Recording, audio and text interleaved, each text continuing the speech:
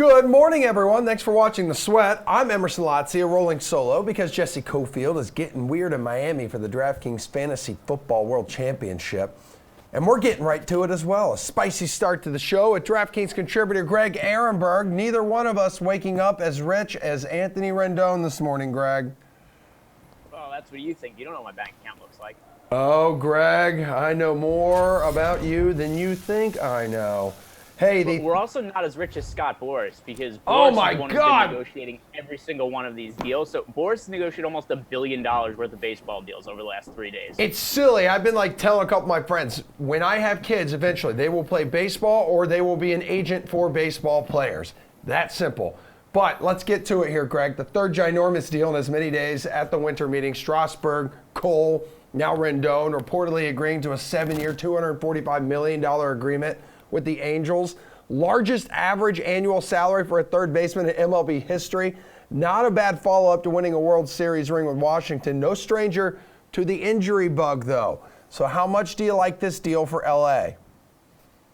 Yeah, so in the short term, it's great. I mean, if we look at the last 3 years, Anthony Rendon, 4th overall amongst position players in wins above replacement. So this is a really good deal for the Angels in the short term because he's one of the best players in baseball. But the issue, like you mentioned, is the injuries. He's somebody who's gotten hurt a lot in his career, so I don't think he's going to age particularly well. So the idea that he's going to be 37 years old and getting paid $35 million, it's not going to look great on the back end. But for the short term, it's going to help Mike Trout compete for the playoffs, which is a great thing for the Angels. Yeah, I was going to ask you my next question here. I mean, I really feel like this could give the Angels like a top-tier lineup in 2020. So maybe, just maybe, yes, the Fighting Mike Trouts can return to the playoffs. You think it's almost a lock that they get back to the postseason here for the first time since 2014? So here's the issue. They play in the same division as the Astros, and the Astros are almost certainly going to be favorites to win the division. So if the Angels get in, it's going to have to be through the wild card, so that lowers their chances a little bit.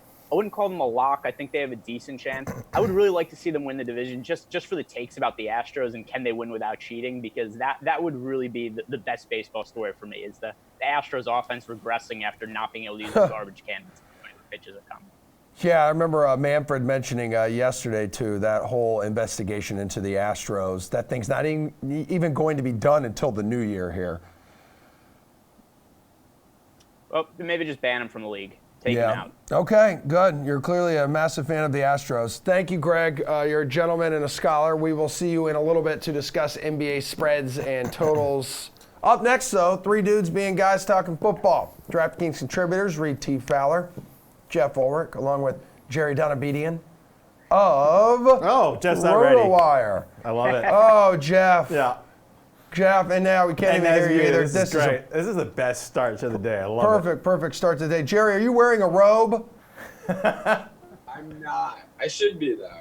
Yes, that would be regal. very fancy of you. Fowler, though, nice work repping DraftKings on Good Morning Football yesterday. How do you feel about your performance? Good. I feel great, but the only thing why I'm wearing black is the U.S. team on the President's Cup. Jeff was right for the first day about that international team just squaring up there, and so it's I'm like a little a funeral. sad with the U.S. team. But yeah, it was great. Good fun. Those guys are great. Jeff, were you able to catch Reed's hit on the NFL Network? I was. It was a solid A+ effort by Fowler. For sure. No, he did great. Obviously, I did catch it. Yes. Nice. Okay, let's mark the tape again because Jeff said something nice about you, Reed. Chasing or fading Thursday night football bets, though, on the DK Sportsbook should come a little easier after yesterday, my dude. So, Fowler, it's the Ravens hosting the Jets. Baltimore favored by a comical margin here, 16.5-point spread. But there are enough players injured that the anticipated blowout may not happen. So you chasing or fading the Ravens actually cover here? Yeah, this one's, I didn't like it. We talked about it earlier in the week at 14.5. Now it's moved up to 16.5. I still don't like it. We talked about how the Ravens are not a good cover team at home, or just in general, they haven't really covered that much. Lamar Jackson a little banged up. They should go to the run game. So I'm going to say under, even though the Jets are a bad team, and I don't know if Le'Veon Bell actually bowled a 251. Jeff, what do you think? Yeah, no, let's go with the Jets here. It's Thursday. Why not? Get a little crazy. Look, Baltimore's only 4-10 against the spread as home favorites over the last 2 seasons with Lamar Jackson. So, a little bit of that was with Joe Flacco, but mainly Lamar Jackson. It's just not really, it's short rest. Jackson's banged up. I kind of like the fact the Jets are actually going to have to throw Le'Veon Bell out there for 80% of the snaps too, because Ty Montgomery's banged up. Bilal Powell's now ruled out. I think it's actually a positive for New York. They have a good run defense. Should at least be able to hold up Mark Ingram a little bit. They're not going to be able to stop Lamar, but with him banged up, who knows? I mean, they might force him to throw a little more. I'm just looking for a sloppy game, and probably a low-scoring game, and I think it was 16.5 points. It's just too much, so I'll take the Jets. Yeah, Jerry, we're looking at the fourth largest number the Ravens have ever been favored by in franchise history. Actually, that was when it was 14.5. When it made the jump to 16.5, it's now tied for the largest number the Ravens have ever been favored by. So do you think they cover? I'm right here with these guys. I mean, under John Harbaugh, the Ravens have done a good job generally of beating up on really weak opponents. This is just a huge number in a game that I don't think is going to be very high scoring. I don't think either team intends to play with any pace. They haven't really this season. I think we're going to see shorter passes, a lot of carries. I don't think the Jets are going to make a game of it. I mean, they've got at least eight guys injured. Too many to even fill out their inactive list. Like, they're going to have to keep guys active who aren't actually healthy enough to play. The Ravens have a couple issues of their own. Yeah, I don't think the Jets are going to make a real game of it. I just think, 14 seemed like the right line here. And when you're on the other side of that 14, plus getting a couple points on top of it, I think we'll see at least like a backdoor cover by the Jets here. Okay, Thursday games are rarely pretty. Jeff, you just mentioned that. 44.5, though, is the total. Chaser fade, actually, the over hits. Can that actually happen tonight? Well, I mean, anything can happen, but I mean, again. Okay, Kevin Garnett. You look at these two teams, and you look at the fact it's a short rest. It's a Thursday night game, and you just look at the injuries that are piling up. That we haven't even hit on some of the ones for the Jets. I mean, the Lamar Jackson thing, it just worries me so much that you're going to probably need the Ravens to have a good, regular Ravens game, like put up 30 points for this to hit the over. And what if they just dial it back a little bit with Lamar? I mean, that could cost you a touchdown right there. And then, what are you left with? Sam Darnold having to throw a bomb or two to Robbie Anderson. It's just not really a good setup. Neither of these teams are exactly playing with a lot of pace. Adam Gase is always, his offenses over the past 4 years has always been like bottom 10 in pace. And it's no different this year, no matter what he says. So I think this is a horrible spot. I think this number is actually, I'm surprised you can get this number that big. That's how much I like the under here tonight. So I'm definitely leaning under. Are you surprised you can get a number this big, Jerry? Yeah, I'm like right there with Jeff again. I think Adam Gaze's teams always play horribly slow pace, love to snap the ball with 1-2 seconds left on the play clock. Ravens lead the league in run play rate. I just think with both these numbers, the over, under, and the line, like there's room for the Ravens to come out, play a good game, move the ball efficiently, win easily, and still not cover and still go under. I just don't think we're going to see the Jets score more than 13 or so points here. So you're really asking for the Ravens to score, 4 touchdowns and a few field goals or 5 touchdowns. And in what projects as a slow-paced game, that's just a lot. It's kind of asking for almost perfection from them. And I think especially with Mark Andrews banged up, maybe playing, maybe not, and the Jets being a decent run defense, I think it's going to be a little bit lower scoring game than this. So, Reed, is that going to be a clean sweep here of fading that the over hits? Yeah. Ravens 5-1, right, in their last 6, hitting the under, I believe, as home favorites. And so, again, looking at what you're trying to do if you're a Ravens guy, if you want to take the over, the Ravens, talking about all these injuries, what happens if they go with the Wildcat or the Heisman formation, or they bring Gus Edwards in instead of having Lamar Jackson? You look at all of these factors into it. It just doesn't breed. And like the Jets are averaging 14 points for the last 2 games, and they played bad teams. So, no, this is going under. Jerry, as we've mentioned, Lamar Jackson a little banged up, nursing that quad injury. Seems like chasing the under on a 63.5 rushing yard total is the way to go, is it not? No, so this is where I disagree, where I actually think we're going to see something go over. This number is something that he's beat 9 of 13 games. It's a solid 15 yards below his season average. And I think we're going to see the Jets do an okay job stopping Mark Ingram. We see Mark Andrews a little banged up. And I think the Ravens are going to end up running Jackson a good amount. And even if he only has 10 carries, he'll still have a decent shot to hit this number because he's up over 6.5 yards per carry. Even if there's not a lot of designed runs, there's the scrambles. I just think, I don't think the Jets are going to move the ball much, so the Ravens should hold possession for a good amount of the game. So I think maybe there's this narrative out there like, oh, they're playing the Jets. They're not gonna risk Lamar getting injured. But I think that's more of a fan thing that we kind of apply to games. I don't think NFL teams really think that way. I mean, we saw the Saints lose as 14-point favorites at home to the Falcons a few weeks ago. And that may end up costing them the difference between the 1 seed and having a tough first round playoff game they might lose. Even in a home game against the Jets, I think the Ravens are going to come out trying to put up points. And I think that means Lamar Jackson running the ball as he has all year. Yeah, Reed, I'm just thinking, though, like with the Ravens star left tackle, Ronnie Stanley, expected to be out with a concussion, that Baltimore just exercises a great deal of caution with this guy. Yeah, and that's what you have to try and figure out and parse through. And so when you look at this, I actually with Jerry here, I'm going over because, and not necessarily because what you're talking about Emerson of not scaling his workload back, but the Jets give up the 6th most rush attempts to quarterbacks. Whether that's because their defensive line or their blitz packages were good and these guys have to roll out. Lamar Jackson is that guy who could do it on 1 carry, 2 carries. If it's not potentially going to be that 15-yard carry that we've seen or 15 attempts that we've seen per game or up there in that large teen amount in terms of what he's able to do. But yeah, I just think when you look at the Jets and what they're giving up on defense to their opposing quarterbacks, I think it's going to go over here. Jeffrey, he's 23 yards away here from setting the NFL record for most rushing yards by a quarterback in a single season. Yeah, I mean, he's about to break Mike Vick's record. He's going to smash it. I'm not worried about the matchup either. I mean, if you don't not play Lamar because they're playing the Jets and they do have a good rush defense, that's not going to matter against the quarterback. It's a different thing to defend. The only thing, I would take the over here. I will say this. I don't really like this bet because of the injury factor. And because I do feel like the Ravens at some point are probably going to try and just shelter Lamar in this game if they get up. So that worries me more than any matchup difficulties because I don't really think Lamar is really a matchup worry at this point. It's just how much is he really going to rush? Now, he could easily hit this in the first half, right, if he takes like 8 rushes and makes 1 big run. So I still kind of would lean over here. It's just not really a bet I want to take on because of the injury risk now. That's the only thing that worries me. I'd still lean over there. Guys, Le'Veon Bell will not be bowling with the flu tonight. Instead, we'll try to hit a different kind of lane between the tackles.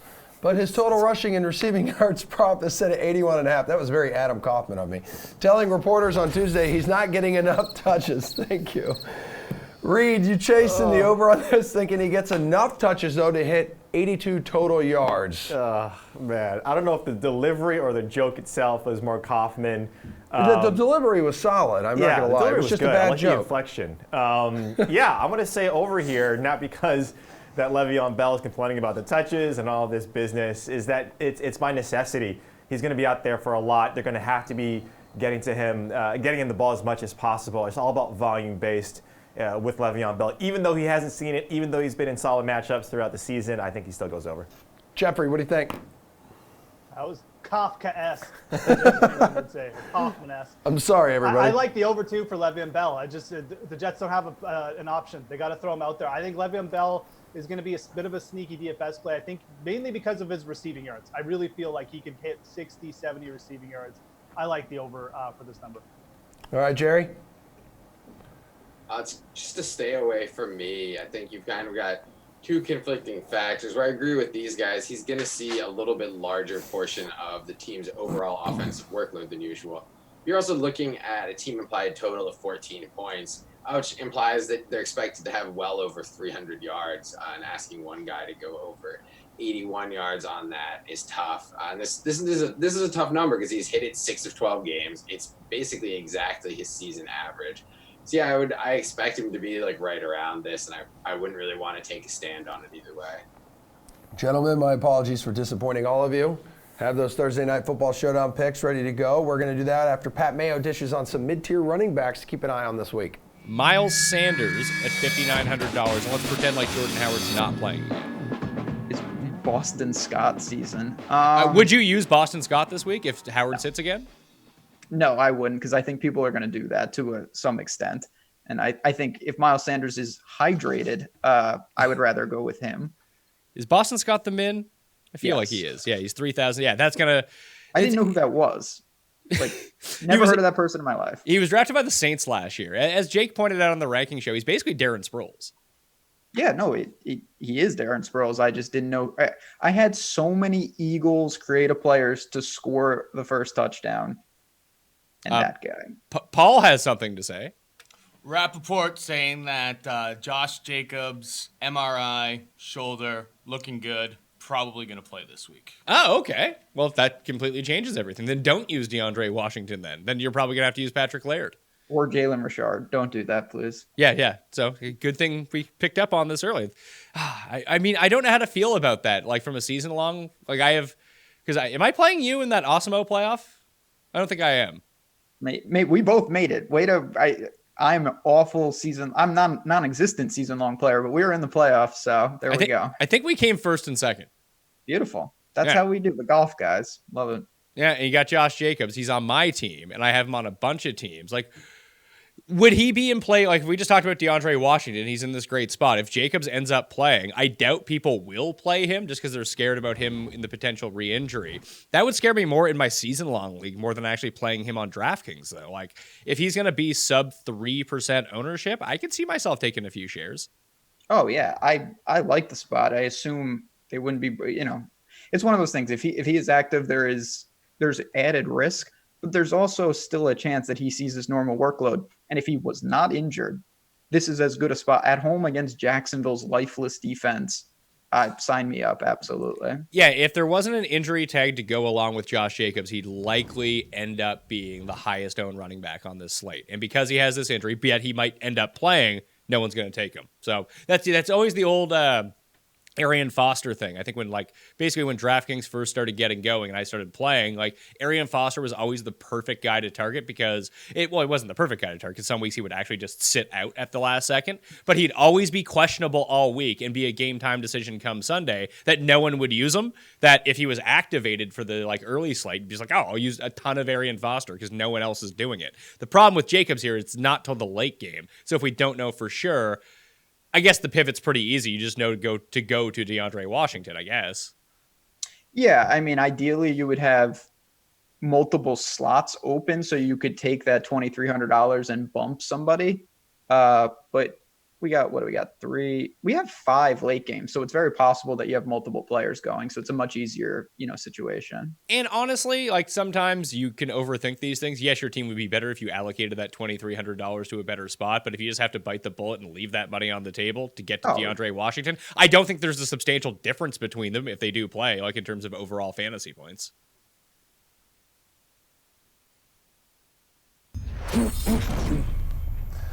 Greg Ehrenberg, an absolute Iron Man this morning. He is back for some high or low discussion. So are the following NBA spreads, totals, or point projections too high or too low?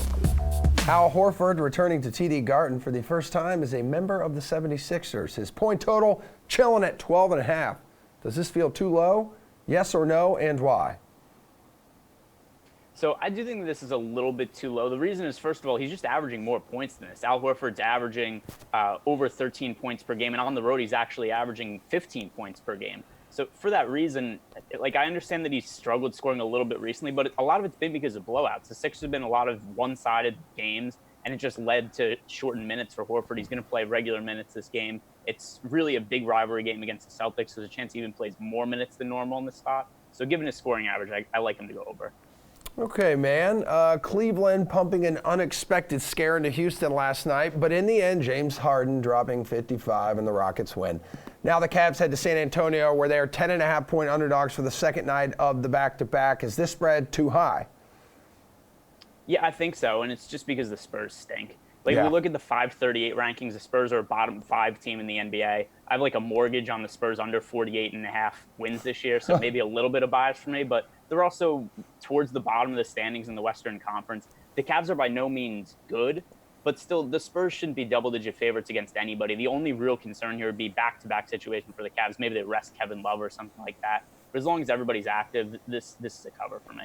All right, man. Well, if things don't go your way, you can always crash on my couch.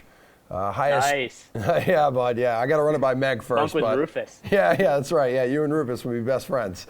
Highest total on the slate, though, goes to the Mavericks visiting the Pistons at 220.5. Too high or too low? Yeah, so this is a little bit too high. The reason is just the Pistons don't score very many points. They're third slowest paced team in the league, and they also are bottom 10 in offensive efficiency, so not a lot of points coming from the Pistons side of the game. Then from the Mavericks, they played a pretty fast pace to start the season, but now they've fallen to a below average pace. So I don't think this game's going to be played at a very fast pace. The Pistons don't score the ball anyway, so this is going to be probably close to like 215 or so, in my opinion. Okay, last one for you before you get out of here. Nuggets have lost 5 of the last 6 games. They are home tonight against the Blazers. That is a team Denver beat earlier this year, but on the road. Nuggets -6. Too high or too low, Greg? I think the Nuggets could be favored by more points in this game. They are one of the best home teams in the league. They have struggled a little bit on the road this year, but they're playing in Denver. It's a very difficult place to play. The Nuggets actually had the best home record in all of the NBA last year. Another thing to consider, too, is the Blazers have been massively disappointing this year. They have a bad record against the spread. I think going into Denver, I think that Denver is the much better team in this spot. All right. Farewell, my sweet chinchilla. We'll get to Thursday Night Football Showdown picks after Panel B gossips about World Series odds now that Garrett Cole is getting paid in pinstripes. World Series-wise, it moved the Yankees to the favorite at plus 425. And just for some perspective, the next two favorites are at plus 600, and that's his former team, the Astros and the Dodgers. Yep. And to give you a little bit more perspective, those three are just a cut above from everybody because the Braves and Nationals are next at plus 1,200. Wow. So steep fall off from the Yankees to the Astros and Dodgers, and then a massive cliff until you get to the Braves and Nationals.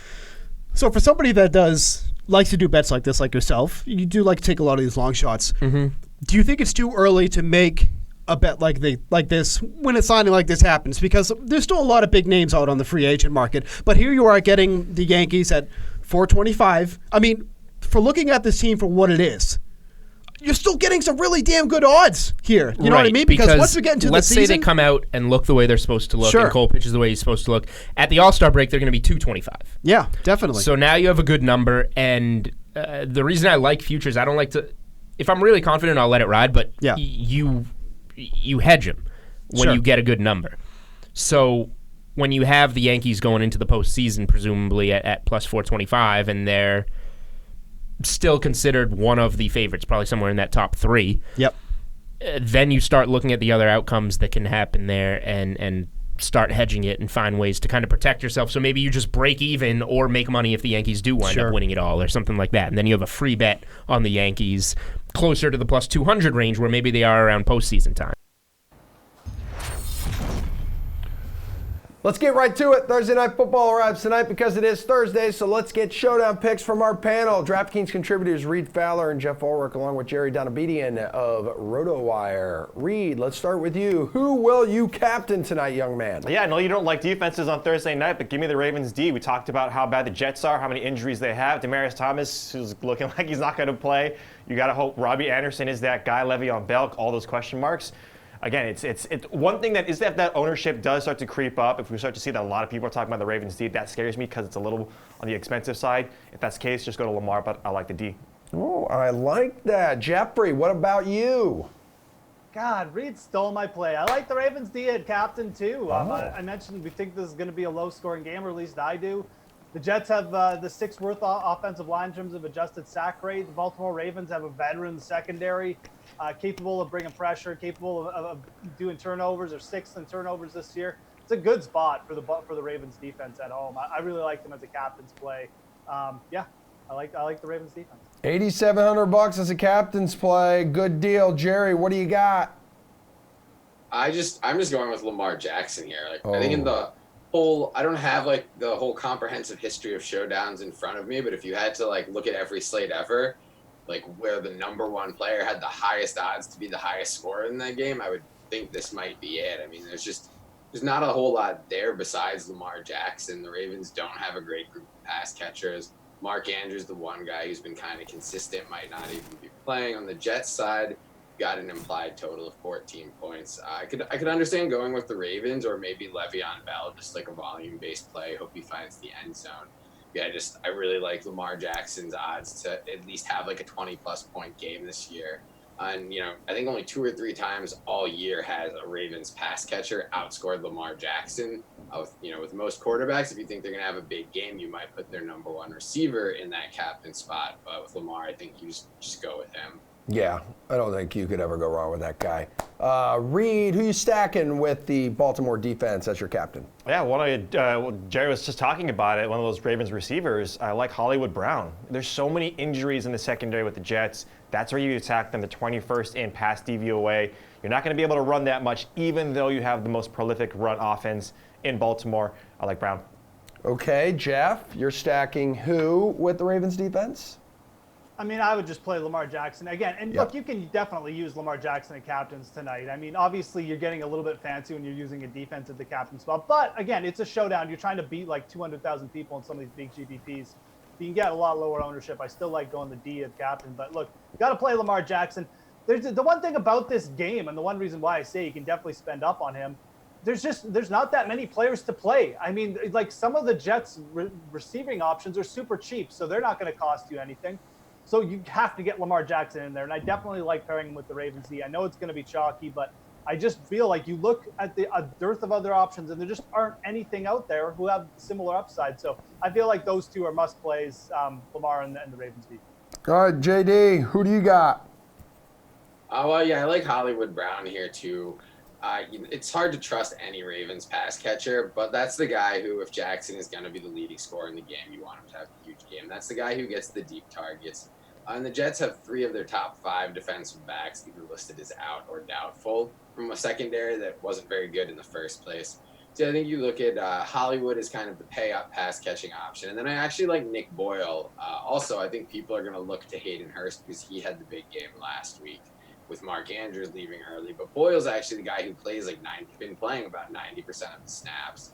And, he's rarely coming off the field. He's got decent odds to score a touchdown. And he's really cheap, and if you've got Lamar in that captain spot, you're going to need to load up on some of those cheap pass catchers, starting with Boyle, but then also looking to the Jets side as well.